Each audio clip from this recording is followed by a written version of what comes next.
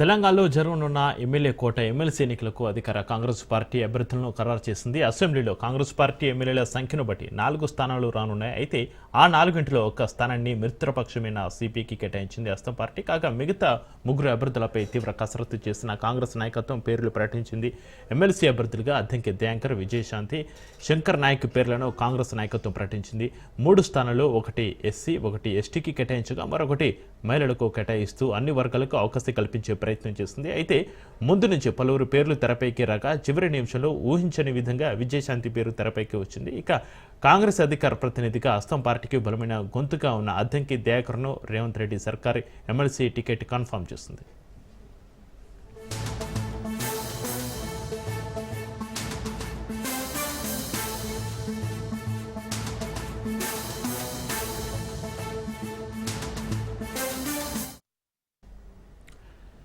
తెలంగాణలో ఎమ్మెల్యే కోట ఎమ్మెల్సీ ఎన్నికలకు కాంగ్రెస్ అభ్యర్థులను ఖరారు చేసింది. ఈ మేరకు ప్రెస్ నోట్ రిలీజ్ చేశారు. ఒక స్థానాన్ని సిపిఐకి కేటాయించారు. తెలంగాణ కాంగ్రెస్లో ఎమ్మెల్సీ సీట్ల సర్దుబాటు కొలికి వచ్చింది. సిపిఐకి ఒక సీటు ఇవ్వాలని కాంగ్రెస్ నిర్ణయించింది. ఈ లెక్కన 3 స్థానాల్లో కాంగ్రెస్ పోటీ చేయబోతుంది. ఈ 3 స్థానాల్లో అభ్యర్థుల ఎంపికపై ఖర్గేతో కేసీ వేణుగోపాల్ చర్చించారు. టీపీసీసీ అందజేసిన మెరిట్ రిపోర్టుపై ముఖ్య నేతలతో ఫోన్లో మాట్లాడారు ఖర్గే, కేసీ. ఆపై ఫైనల్గా కాంగ్రెస్ ఎమ్మెల్సీ అభ్యర్థుల జాబితా విడుదల చేసింది. కాంగ్రెస్ అద్దంకి దయాకర్, శంకర్ నాయక్, విజయశాంతిల పేర్లను ఖరారు చేసింది ఏఐసీసీ. ఒక స్థానాన్ని సిపిఐకి కేటాయించింది. ఎమ్మెల్సీ సీటు కోసం కాంగ్రెస్లో చాలా మంది నేతలు ప్రయత్నాలు చేశారు. పలువురు నేతలు ఢిల్లీ స్థాయిలో లాబింగ్ చేశారు. సామాజిక సమీకరణాలను లెక్కలో వేసుకుని తమకే సీటు వస్తుందని ఎవరికి వారు ధీమాగా ఉన్నాయి. అయితే విజయశాంతి, అద్దంకి దయాకర్, శంకర్ నాయక్ను అదృష్టం వరించింది.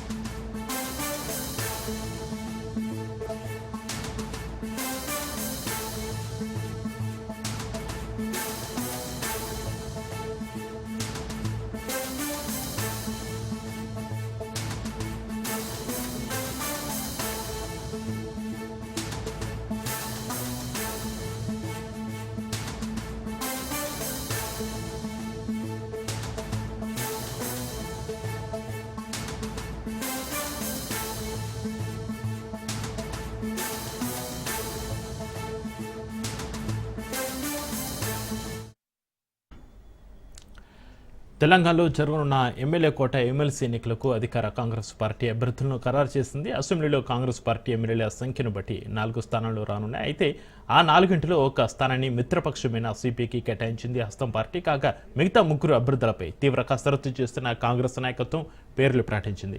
ఎమ్మెల్సీ అభ్యర్థులుగా అద్దంకి దయాకర్, విజయశాంతి, శంకర్ నాయక్ పేర్లను కాంగ్రెస్ నాయకత్వం ప్రకటించింది. 3 స్థానాల్లో ఒకటి ఎస్సీ, ఒకటి ఎస్టీకి కేటాయించగా మరొకటి మహిళలకు కేటాయిస్తూ అన్ని వర్గాలకు అవకాశం కల్పించే ప్రయత్నం అయితే చేసింది. అయితే ముందు నుంచి పలువురు పేర్లు తెరపైకి రాక చివరి నిమిషంలో ఊహించిన విధంగా విజయశాంతి పేరు తెరపైకి వచ్చింది. ఇక కాంగ్రెస్ అధికార ప్రతినిధిగా హస్తం పార్టీకి బలమైన గొంతుగా ఉన్న అద్దంకి దయాకర్ను రేవంత్ రెడ్డి సర్కార్ ఎమ్మెల్సీ టికెట్ కన్ఫర్మ్ చేసింది.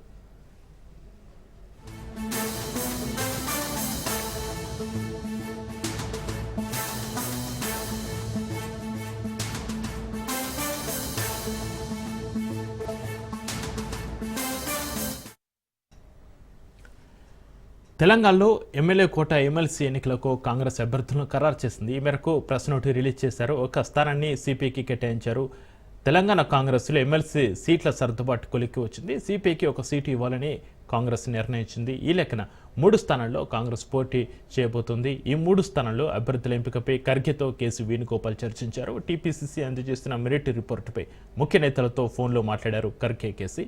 ఆపై ఫైనల్గా కాంగ్రెస్ ఎమ్మెల్సీ అభ్యర్థుల జాబితా విడుదల చేసింది కాంగ్రెస్. అద్దంకి దయాకర్, శంకర్ నాయక్, విజయశాంతుల పేర్లను ఖరారు చేసింది ఏఐసీసీ. ఒక స్థానాన్ని సిపిఐకి కేటాయించింది. ఎమ్మెల్సీ సీటు కోసం కాంగ్రెస్లో చాలా మంది నేతలు ప్రయత్నాలు చేశారు. పలువురు నేతలు ఢిల్లీ స్థాయిలో లాబింగ్ చేశారు. ఇక సామాజిక సమీకరణాలను లెక్కలో వేసుకుని తమకే సీటు వస్తుందని ఎవరికి వారు ధీమాగా ఉన్నారు. అయితే విజయశాంతి, అద్దంకి దయాకర్, శంకర్ నాయక్ను అదృష్టం వరించింది.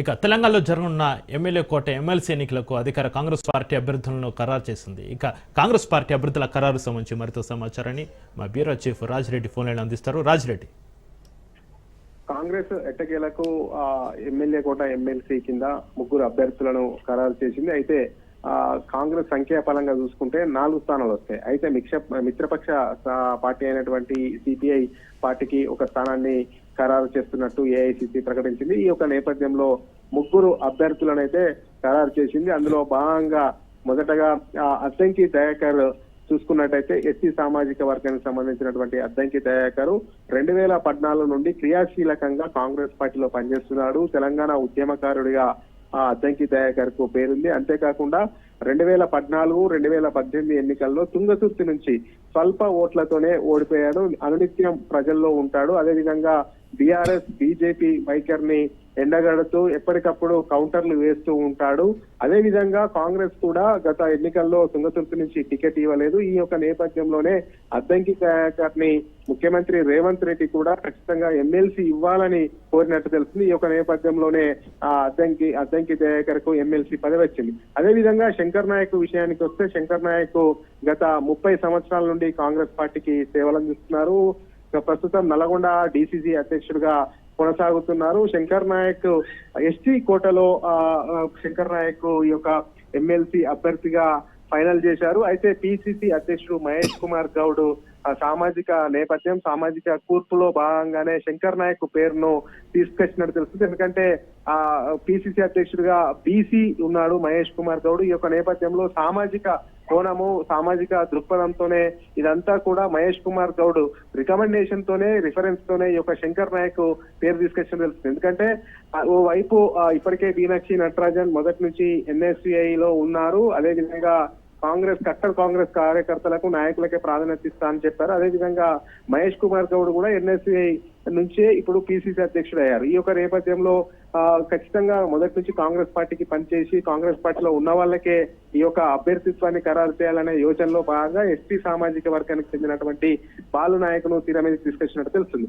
అదేవిధంగా విజయశాంతి విషయానికి వస్తే విజయశాంతి గత అసెంబ్లీ ఎన్నికల ముందు బీజేపీ నుండి కాంగ్రెస్ లోకి వచ్చారు. అయితే అప్పుడు మాణిక్రావు ఠాక్రే కాంగ్రెస్ వ్యవహారాల ఇన్ఛార్జ్ గా ఉన్నారు. ఆమెకు ఖచ్చితంగా మిమ్మల్ని చట్టసభల్లోకి కాంగ్రెస్ తరఫున తీసుకుంటాం, చట్టసభల్లోకి పంపిస్తాము, మీకు రాజ్యసభను లేకపోతే ఎమ్మెల్సీ కాంగ్రెస్ నుంచి ఇస్తాము అని హామీ ఇచ్చినట్టు తెలుస్తుంది. అందులో భాగంగానే ఏకంగా నేరుగా ఏఐసిసి దగ్గరికి వెళ్ళినట్టు తెలుస్తుంది. అందులో భాగంగానే మల్లికార్జున ఖర్గేను కలిసినట్టు తెలుస్తుంది. గతంలో ఇచ్చినటువంటి హామీని గుర్తు చేసినట్టు తెలుస్తుంది. ఈ యొక్క నేపథ్యంలోనే మాణిక్యరావు ఠాక్రేను కూడా కాంగ్రెస్ ఏఐసిసి సంప్రదించి గతంలో హామీ ఇచ్చినటువంటి నేపథ్యంలోనే హామీ ఇచ్చామని మాణిక్యరావు ఠాక్రే చెప్పడం వల్లనే విజయశాంతికి ఈ యొక్క కాంగ్రెస్ ఎమ్మెల్యే కోట ఎమ్మెల్సీ అభ్యర్థిగా ఆమెను కూడా ఖరారు చేశారు. మొత్తానికి చూసుకున్నట్టయితే కాంగ్రెస్ ఒకటే చెప్తా ఉంది, సామాజిక కూర్పు, సామాజిక నేపథ్యం, సామాజిక సమీకరణాలు ఇవన్నిటిని కూడా దృష్టిలో పెట్టుకొని కాంగ్రెస్ కోసం ఎవరైతే పనిచేశారో, కాంగ్రెస్ కోసం ఎవరైతే మొదటి నుండి బాసటగా నిలబడ్డారో ఆ యొక్క కోణంలోనే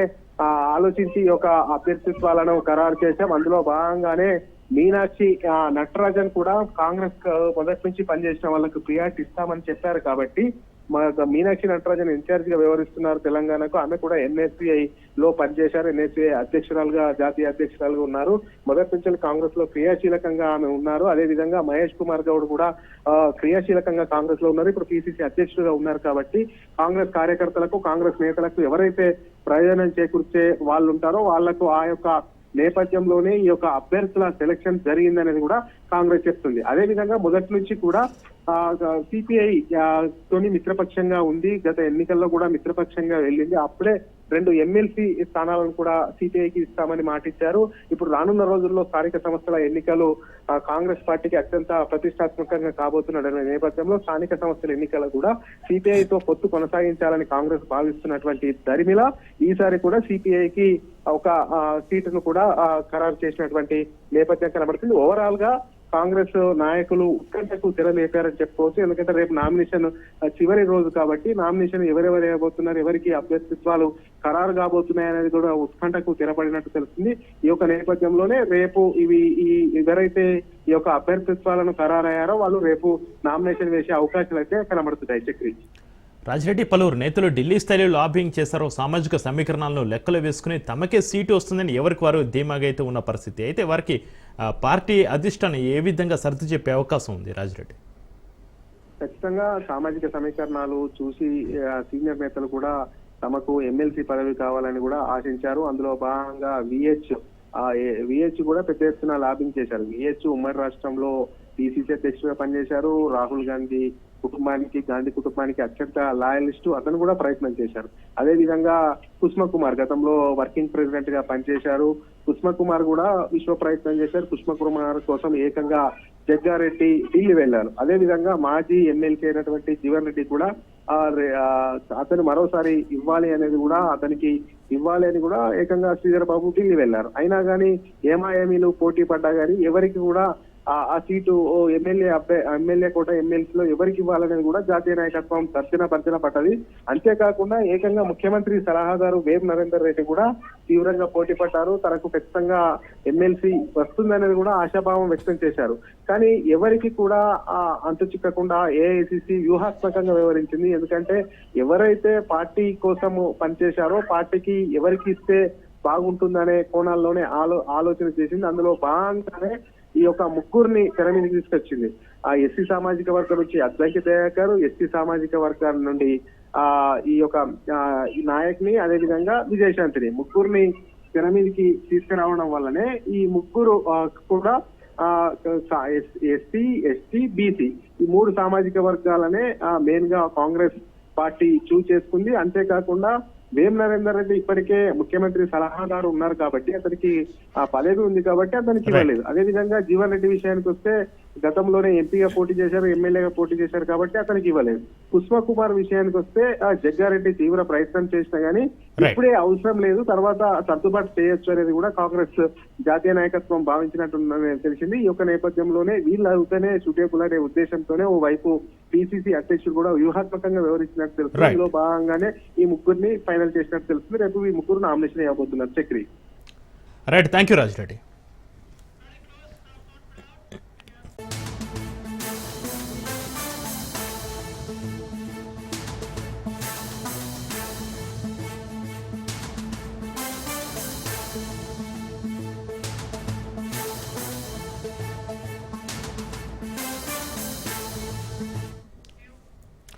ఇక బీఆర్ఎస్ ఎమ్మెల్సీ అభ్యర్థులను ఖరారు చేసింది. దాని సంబంధించి కాసేపట్లో అధికారికంగా ప్రకటించనున్నారు బీఆర్ఎస్ అధినేత కేసీఆర్. ఇక బీఆర్ఎస్ ఎమ్మెల్యే కోట ఎమ్మెల్సీ కన్ఫర్మ్ చేసినట్టుగా తెలుస్తుంది. దాసోజు శ్రావణ్ను దాదాపు ఖరారు చేయనున్న బీఆర్ఎస్, ఇక కాసేపట్లో అధికారికంగా ప్రకటించనున్న బీఆర్ఎస్.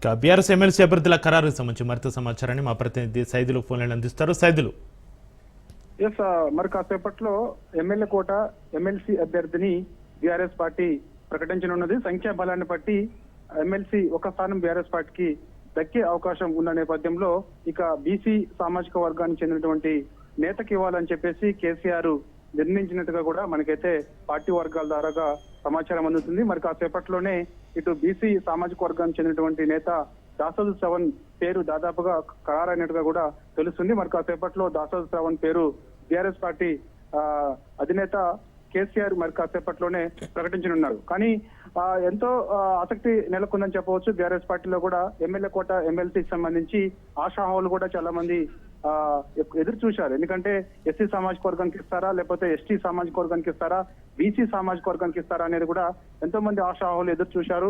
అన్ని సమీకరణాలన్నీ కూడా సామాజిక వర్గాల వారిగా పరిశీలించిన తర్వాత బీసీ సామాజిక వర్గానికి చెందినటువంటి నేతకి ఇస్తే బాగుంటుందని చెప్పేసి పార్టీ నిర్ణయించినట్టుగా కూడా తెలుస్తుంది. దానిలో భాగంగా బీసీ సామాజిక వర్గం చెందినటువంటి నేత దాసోజు శ్రావణ్కి ఇవ్వడం వల్ల మండలిలో బీఆర్ఎస్ వాయిస్ గట్టిగా వినిపించవచ్చు అనేది కేసీఆర్ నిర్ణయించుకున్నట్టుగా కూడా తెలుస్తుంది. దానిలో భాగంగా దాసోజు శ్రావణ్ పేరు దాదాపుగా ఖరారైనట్టుగా కూడా తెలుస్తుంది. సో ఇక ఈ రోజు కేసీఆర్ దాసోజు శ్రావణ్ పేరు ప్రకటించిన తర్వాత రేపు నామినేషన్ దాసోజు శ్రావణ్ కూడా వేస్తారు. సో చూడాలి మరి దాదాపుగా దాసోజు శ్రావణ్ పేరు దాదాపుగా ఖరారైనట్టుగా కూడా మనకి పార్టీ వర్గాల ద్వారా విశ్వసనీయ సమాచారం. మరి ఇక ఈ ఒకవేళ దాసోజు శ్రావణ్ పేరు ఖరారైతే మాత్రం రేపు నామినేషన్ ప్రక్రియలో భాగంగా రేపు బీఆర్ఎస్ పార్టీ చెందినటువంటి నేతలందరూ కూడా పాల్గొనే అవకాశం అయితే కనిపిస్తుంది. ఎందుకంటే సంఖ్యాబలాన్ని బట్టి చూస్తే మాత్రం ఖచ్చితంగా బీఆర్ఎస్ పార్టీకి ఒక స్థానం ఖచ్చితంగా దక్కే అవకాశం ఉన్న నేపథ్యంలో, ఎందుకంటే 10 మంది బీఆర్ఎస్ పార్టీ ఎమ్మెల్యేలు అందరూ కాంగ్రెస్ పార్టీకి వెళ్లారు కాబట్టి సో వారి ఓటింగ్ సంబంధించి చాలా కేసీఆర్ సీనియర్ నేతలతో చర్చించిన తర్వాత వారిని ఇరకాటంలో పెట్టేందుకు ఇద్దరు అభ్యర్థుల్ని బరిలో దించాలని చెప్పేసి బీఆర్ఎస్ పార్టీ భావించింది. కానీ సో ఇప్పుడున్న పరిస్థితులు చూస్తే మాత్రము ఆ విధంగా బీఆర్ఎస్ పార్టీలో నుంచి గెలిచినటువంటి ఎమ్మెల్యేలు ఎవరైతే ఉన్నారో వారు అధికార కాంగ్రెస్ గుర్తుకు వెళ్ళారు కాబట్టి సో వారు రహస్య ఓటింగ్ కాబట్టి వారు బీఆర్ఎస్ పార్టీకి అనుకూలంగా చేస్తారా లేదంటే కాంగ్రెస్ కి వేస్తారో తెలియనటువంటి పరిస్థితి కాబట్టి సో సంఖ్యాబలాన్ని బట్టి చూస్తే మాత్రం ఒకే ఒక స్థానం అయితే ఖచ్చితంగా గెలిచే అవకాశాలు మెండుగా ఉన్న నేపథ్యంలో అందుకు ఒక్క అభ్యర్థినే పెట్టాలని కేసీఆర్ నిర్ణయించినట్టుగా కూడా తెలుస్తుంది. దానిలో భాగంగా మొన్నటి వరకు కూడా ఎస్సీ సామాజిక వర్గం నుంచి ఆర్ఎస్ ప్రవీణ్ కుమార్ ఇస్తారని చెప్పేసి జోరుగా ప్రచారం జరిగింది. మరొకసారి ఎస్టీ సామాజిక వర్గం నుంచి సత్యవతి రాథోడ్కి ఇస్తారని చెప్పేసి ప్రచారం జరిగింది. సో దాసోజు శ్రావణ్ పేరు మొదటి నుంచి వినిపిస్తున్నప్పటికీ కూడా సో కేసీఆర్ దాదాపుగా దాసోజు శ్రావణ్ పేరే ఖరారు చేసినట్టుగా కూడా మనకైతే సమాచారం. అయితే సైదులు బీఆర్ఎస్ ఎమ్మెల్యే కోట ఎమ్మెల్సీ అభ్యర్థి కన్ఫర్మ్ ఖరారు విషయంలో ఎలాంటి అంశాలను పరిగణలోకి తీసుకున్నారు? అన్ని సమీకరణలు కూడా చర్చించినట్టుగా కూడా తెలుస్తుంది. ఎందుకంటే చూసాం మనము కాంగ్రెస్ పార్టీ అధికారంలోకి వచ్చిన తర్వాత కాంగ్రెస్ పార్టీ అధికారంలోకి రాకముందు ఎన్నికల సమయంలో కామారెడ్డి డిక్లరేషన్ ఏర్పాటు చేశారు. బీసీ డిక్లరేషన్ లో భాగంగా బీసీలకు 42% రిజర్వేషన్ కల్పిస్తామని చెప్పేసి హామీ ఇచ్చారు. దానిలో భాగంగా బీసీలకు కాంగ్రెస్ పార్టీ సముచిత స్థానం ఉందని చెప్పేసి కూడా చెప్తున్నారు. కానీ బీఆర్ఎస్ పార్టీ బీసీలకు దూరం చేసిందని చెప్పేసి ఒక నెగిటివ్ ప్రచారం చేస్తున్న నేపథ్యంలో సో ఈ సమయంలో ఖచ్చితంగా బీసీలకు బీఆర్ఎస్ పార్టీ దగ్గర అయ్యేందుకు కూడా కేసీఆర్ ఒక వ్యూహాత్మకంగా నిర్ణయం తీసుకున్నట్టుగా కూడా సమాచారం. ఎందుకంటే రాష్ట్రంలో కులగణన సర్వే పూర్తయిన తర్వాత అత్యధికంగా ఈ రాష్ట్రంలో తెలంగాణలో బీసీలు ఎక్కువగా ఉన్నారు కాబట్టి వాళ్ళకి రాజకీయంగా 42% రిజర్వేషన్ ఒకవైపు కాంగ్రెస్ పార్టీ కల్పిస్తామని చెప్తుంది కాబట్టి సో దానిలో భాగంగా బీఆర్ఎస్ పార్టీ ప్రతిపక్ష పార్టీ కాబట్టి ప్రధాన ప్రతిపక్షం కాబట్టి రానున్న రోజులలో బీసీలకు కూడా బీఆర్ఎస్ పార్టీలో సముచిత స్థానం ఉంటుంది అని నిరూపించుకునేందుకు ఖచ్చితంగా ఈసారి బీసీ సామాజిక వర్గం చెందినటువంటి నేత దాసోజు శ్రావణ్కి ఇవ్వడం వల్ల బీసీలందరూ కూడా మరోవైపు బీఆర్ఎస్ పార్టీలో సముచిత స్థానం అనేది చూపించుకోవడం వల్ల రానున్న రోజులలో బీఆర్ఎస్ పార్టీకి బీసీలందరూ కూడా తమకు బీసీలకు దగ్గర ప్రయత్నం చేయొచ్చు. దానిలో భాగంగా బీసీలందరూ కూడా బీఆర్ఎస్ పార్టీకి అనుకూలంగా వస్తారు అనేది చర్చ జరిగింది. దానిలో భాగంగా కేసీఆర్ కూడా బీసీ వర్గానికి ఇస్తే బాగుంటుందని చెప్పేసి దాసోజు శ్రావణ్ పేరు ఖరారు చేసినట్టు కూడా మనకు సమాచారం. ఎందుకంటే వాస్తవంగా దాసోజు శ్రావణ్ పేరు సత్యనారాయణ పేర్లు ఆ మధ్య కాలం చూసాం మనం. బీఆర్ఎస్ పార్టీ అధికారంలో ఉన్నప్పుడు గవర్నర్ కోటలో ఎమ్మెల్సీలుగా ప్రకటించిన తర్వాత వారు అర్హులు కారని చెప్పేసి అప్పుడు ఉన్నటువంటి గవర్నర్ తమిళిసై సౌందరరాజన్ తిరస్కరించారు. సో ఇప్పుడు కూడా దాసోజు శ్రావణ్కి ఆమె కాంగ్రెస్ పార్టీ నుంచి బీఆర్ఎస్ పార్టీకి వచ్చినప్పుడే దాసోజు శ్రావణ్కి కేసీఆర్ హామీ ఇచ్చినట్టుగా కూడా తెలుస్తుంది. దానిలో భాగంగా ఈసారి ఎమ్మెల్యే కోటలో ఎమ్మెల్సీగా దాసోజు శ్రావణ్కి ఇవ్వడం వల్ల అది ఒకవైపు బీసీలకు దగ్గర కావచ్చు, మరోవైపు కొంచెం స్పోక్స్ పర్సన్ కాబట్టి ఖచ్చితంగా మండలిలో కూడా బీఆర్ఎస్ వాయిస్ గలంగా వినిపించే అవకాశం ఉంటుందని చెప్పేసి కేసీఆర్ నిర్ణయం తీసుకున్నట్టుగా కూడా మనకైతే సమాచారం. శైలి మీరు చెప్పినట్టుగా దాసోజు శ్రావణ్ దాదాపు బీఆర్ఎస్ ఖరారు చేసినట్లుగా తెలుస్తుంది. కాసేపట్లో అధికారికంగా ప్రకటించే అవకాశం కూడా ఉన్నట్టుగా తెలుస్తుంది. అయితే ఎవరైతే ఆశావాహులైతే ఎవరు ఉన్నారో వారి పరిస్థితి ఏంటి శైలిలో? వాస్తవంగా అయితే ఆశావాహులు అంటే ఇద్దరు పేర్లు తెరపైకి వచ్చాయి. వాస్తవంగా ఎస్సీ సామాజిక వర్గం నుంచి ఆర్ఎస్ ప్రవీణ్ కుమార్ పేరు తెరపైకి వచ్చింది. ఆ రోజు అంటే ఈ రోజు ఆయన తెలంగాణ భవన్లో కూడా మీడియా సమావేశం నిర్వహించారు. మీడియా సమావేశంలో భాగంగా ఆయన బయటకు వచ్చినప్పుడు అడిగినప్పుడు నేను నాకు అంటే ఎమ్మెల్యే కోటలో ఎమ్మెల్సీ అని చెప్పేసి నేను ఎక్కువ రిక్వెస్ట్ అయితే చేయలేదు, అది పార్టీ నిర్ణయం అని చెప్పేసి కూడా ఆయన చెప్పారు. సో ఆశావులు మాత్రం ఒకరే ఉన్నారు. ఎస్టీ సామాజిక వర్గం నుంచి సత్యవతి రాథోడ్ మాత్రం మొదటి నుంచి కూడా కేసీఆర్ అపాయింట్మెంట్ కోరడం, కేటీఆర్ అపాయింట్మెంట్ కోరడం, అనేక సార్లు కేసీఆర్ ని కలిసేందుకు ప్రయత్నం చేయడం, కేటీఆర్ ని కలిసేందుకు ప్రయత్నం చేయడం, తెలంగాణ భవన్ చుట్టూ తిరగడం. సో ఖచ్చితంగా ఈసారి నాకు అవకాశం వేయడం అని చెప్పేసి కూడా ఎక్కువగా సత్యవతి రాథోడ్ మాత్రమే ఆశించింది. కానీ ఎవరు కూడా బీఆర్ఎస్ పార్టీలో ఆశించలేదు. కానీ కేసీఆర్ అనూహ్యంగా మన బీసీ సామాజిక వర్గం చెందినటువంటి నేత దాసోజు శ్రావణ్ పేరు దాదాపుగా ఖరారు చేశారు. Right, thank you Saidulu.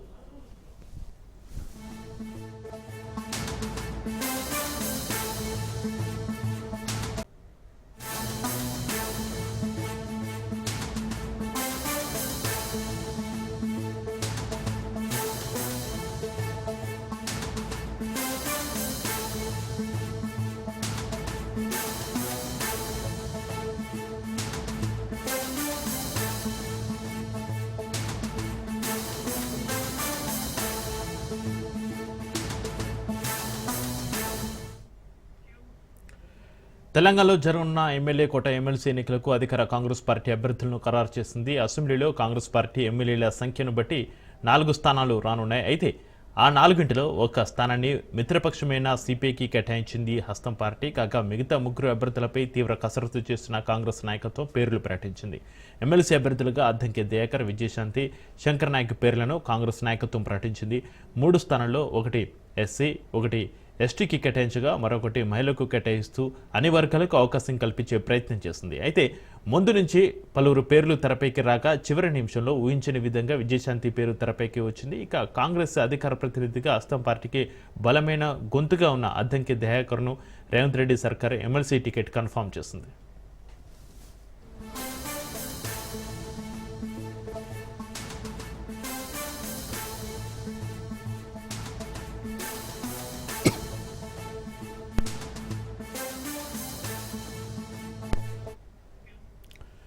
తెలంగాణలో ఎమ్మెల్యే కోట ఎమ్మెల్సీ ఎన్నికలకు కాంగ్రెస్ అభ్యర్థులను ఖరారు చేస్తుంది. ఈ మేరకు ప్రెస్ నోట్ రిలీజ్ చేశారు. ఒక స్థానాన్ని సిపిఐకి కేటాయించారు. తెలంగాణ కాంగ్రెస్లో ఎమ్మెల్సీ సీట్లు సర్దుబాటు కొలికి వచ్చింది.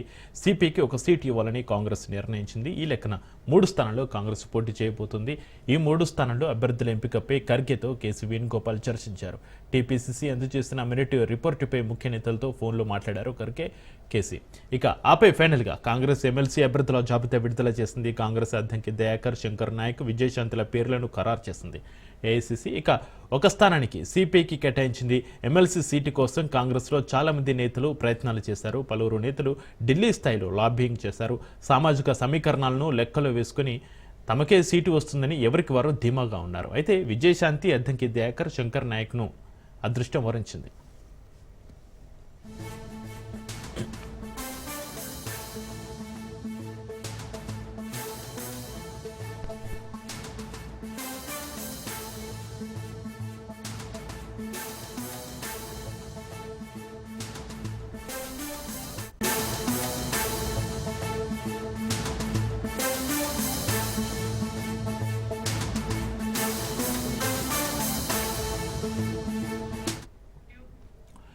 పదహారు రోజుల ఎస్ఎల్బీసీ టన్నెల్ ఆపరేషన్లో కీలక అప్డేట్ వచ్చేస్తుంది. టీపీఎం మిషన్ ముందు భాగంలో మృతదేహం ఆనవాళ్లు కనుగొంది రెస్క్యూ టీం. కుడి చెయ్యి, ఎడమ కాలు భాగాలను గుర్తించారు రెస్క్యూ టీం. చేతికి కడి ఉండడంతో ఇంజనీర్ గురుప్రీత్ సింగ్ మృతదేహంగా గుర్తించారు. సాయంత్రం మృతదేహాన్ని వెలికి తీశారు. దీంతో కార్మికులు ఇదే చోట ఉండొచ్చని అనుమానం వ్యక్తం చేస్తున్నారు. టన్నెల్లో జేసీబీని ఉపయోగిస్తున్న రెస్క్యూ బృందాలు.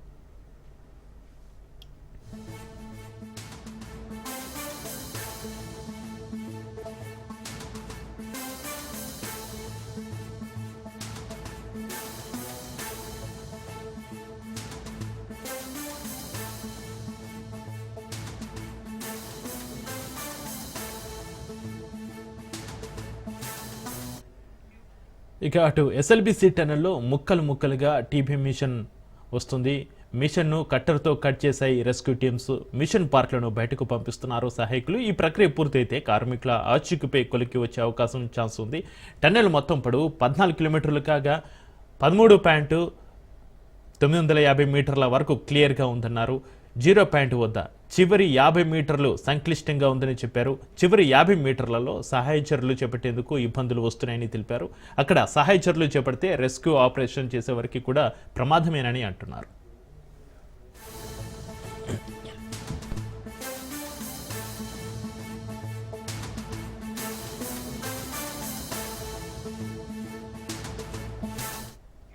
ఇక కేరళ జాగిలాలతో అన్వేషిస్తే ఒకచోట 3 ఉన్నట్లుగా గుర్తించామని అన్నారు. రెస్క్యూలో భాగంగా రోబోల సహాయంతో సహాయ చర్యలు చేపట్టాలని చూస్తున్నామన్నారు. ఈ నెల 10న ముఖ్యమంత్రి స్థాయిలో మరోసారి ప్రమాద ఘటన సహాయచరులపై రివ్యూ ఉంటుందని చెప్పారు. ఆచూకీ తెలియకుండా పోయిన వారి కుటుంబాలను ఆదుకుంటామని మంత్రి ఉత్తమ్ హామీ ఇచ్చారు.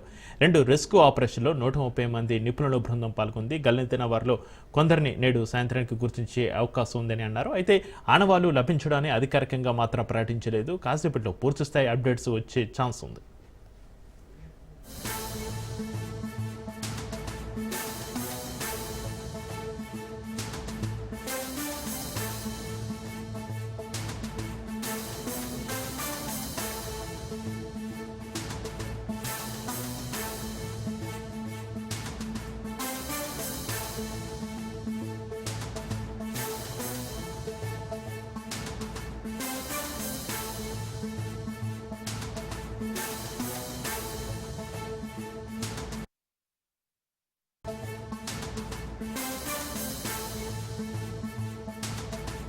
ఏపీలో 5 ఎమ్మెల్సీ స్థానాలు ఖాళీ కాబోతున్నాయి. వాటిలో ఒకటి జనసేనకు కేటాయించగా నాగబాబు నామినేషన్ దాఖలు చేశారు. 4 సీట్లు మిగిలి ఉన్నాయి. వీటి కోసం టీడీపీలో తీవ్ర పోటీ నెలకొంది. చాలా మంది నేతలు ఈ పదవులను ఆశిస్తున్నారు. చంద్రబాబు, లోకేష్ను ప్రసన్నం చేసుకుంటున్నారు. ఇక ఎమ్మెల్యే కోట ఎమ్మెల్సీ ఎన్నికలు సమీపిస్తున్నాయి. మార్చి 10వ తేదీన నామినేషన్లకు ఆఖరి రోజు. మొత్తం 5 స్థానాలు ఖాళీగా అవ్వగా ప్రస్తుతం జనసేన నుంచి నాగబాబు ఒక్కరు మాత్రమే నామినేషన్ దాఖలు చేశారు. మిగిలిన 4 స్థానాలకు ఎవరు నామినేషన్ వేయలేదు. ఇక మిగిలింది 10వ తేదీ ఒక్కరోజే. అయినా టీడీపీ ఇంకా అభ్యర్థులను ఫైనల్ చేయలేదు. ఎమ్మెల్సీ పదవులు ఆశిస్తున్న వారిలో చాలా మంది ఇప్పటికే చంద్రబాబు, లోకేష్ను కలిశారు. తమకు అవకాశం ఇవ్వాలని కోరారు. దీంతో నేతల్లో టెన్షన్ నెలకొంది.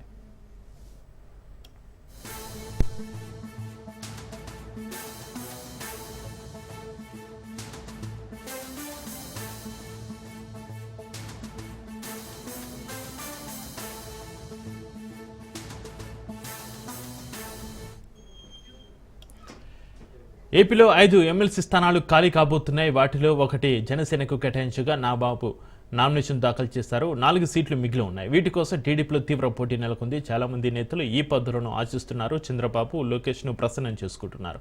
ఎమ్మెల్యే కోట ఎమ్మెల్సీ ఎన్నికలు సమీపిస్తున్నాయి. మార్చి 10వ తేదీన నామినేషన్లకు ఆఖరి రోజు. మొత్తం 5 స్థానాలు ఖాళీ అవ్వగా ప్రస్తుతం జనసేన నుంచి నాగబాబు ఒక్కరు మాత్రమే నామినేషన్ దాఖలు చేశారు. మిగిలిన 4 స్థానాలకు ఎవరూ నామినేషన్ వేయలేదు. ఇక మిగిలింది 10వ తేదీ ఒక్కరోజే. అయినా టీడీపీ ఇంకా అభ్యర్థులను ఫైనల్ చేయలేదు. ఎమ్మెల్సీ పదవులు ఆశిస్తున్న వారిలో చాలా మంది ఇప్పటికే చంద్రబాబు, లోకేష్ను కలిశారు. తమకు అవకాశం ఇవ్వాలని కోరారు. దీంతో నేతల్లో టెన్షన్ నెలకొంది.